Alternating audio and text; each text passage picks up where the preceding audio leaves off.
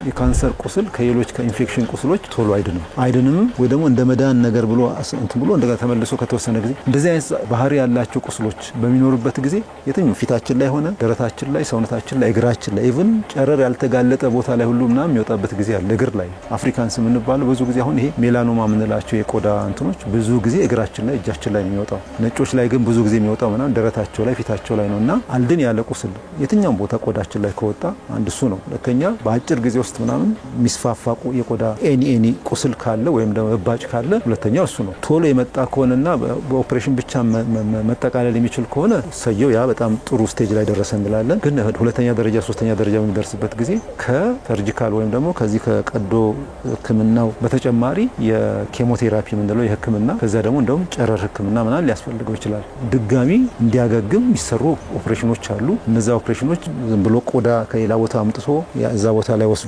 ማስተካከል ሊሆን ይችላል። አንዳንዴ አጥንትም ሊገባ ይችላል፣ ጅማትም ሊገባ ይችላል ብዙ ያያዘበት። ስለዚህ የስፋቱን አይነት ሁለተኛ ደግሞ የጥልቀቱን አይነት አይቶ ሪኮንስትራክሽን የምንለው ወይም ደግሞ ቀዶ ህክምናው እንግዲህ እንደንትኑ ኮምፕሌክስ ይሆናል ማለት ነው።